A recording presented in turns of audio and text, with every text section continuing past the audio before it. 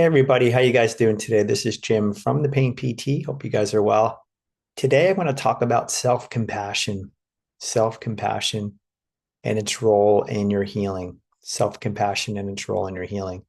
And before I get to that, I just want to let you guys know if you're looking for support, you need help on your journey, you're feeling stuck or you're not making progress, reach out. I do individual coaching and consultation at thepainpt.com.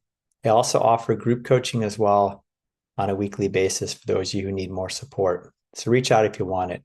So self-compassion, really, really important.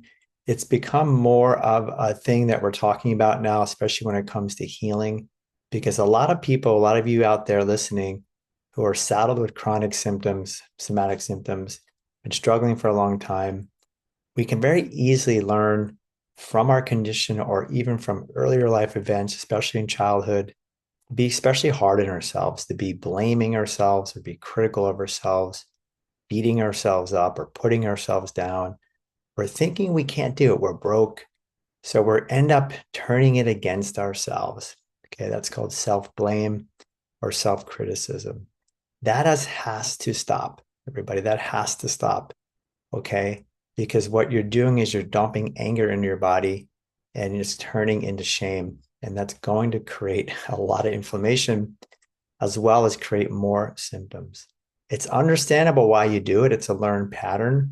And it's something we have taken on many people through our personality traits as well as self blame. We'll take the blame.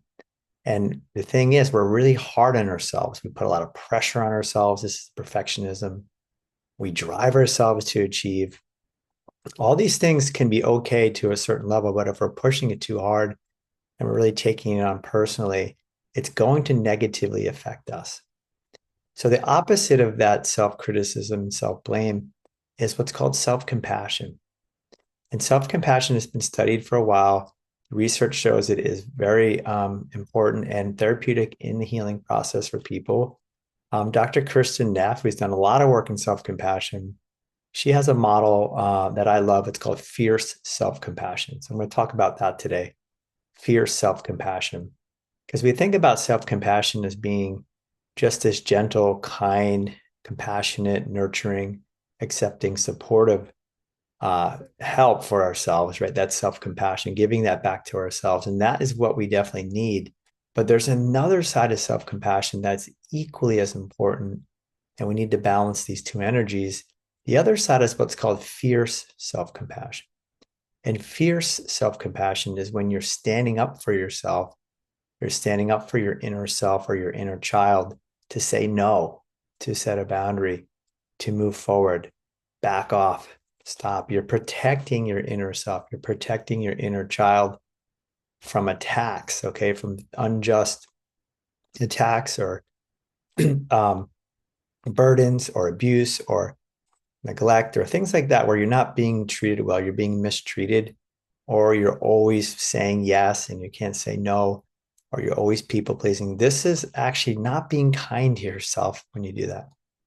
You're actually neglecting yourself. So when you end up people pleasing, appeasing others, and saying yes when you mean no, and agreeing with everybody when you don't, you're neglecting yourself. Okay, you're hurting your inner child. So that fear side is standing up for yourself, setting a boundary. No, it's protecting your inner child from any further abuse, okay, or neglect. You want to support your inner child. And the same thing, you can turn around and support your inner self by giving it nice, compassionate messages of softness, kindness, gentleness, love. Okay. And the fear side is more of the assertiveness, is taking action, is more of that protection to make your inner child feel more secure. And the softer side, I see it as a way of making your inner child feel safe. So safe and secure, those two words, which are very much the opposite of danger or threat, right? What I've been talking about. Self-compassion is really, really important when it comes to shame. Shame is one of the more common emotions we see. It's a toxic emotion. I'll talk more about it another time. It's a very common emotion. It's absolutely there if you've had trauma, PTSD, adverse childhood experiences. And many people who have these chronic symptoms also are riddled with shame. So self-compassion is the antidote to shame. It's been proven and shown and talked about. If you Google it, you'll find what's the answer to shame? Self-compassion. So I really need to bring it, especially in times when we're struggling, times when we're not feeling good, times when we're angry, let's say. I remember when you turn the anger against yourself, it's called self-blame. That's anger inward. When that happens, that turns into shame internally.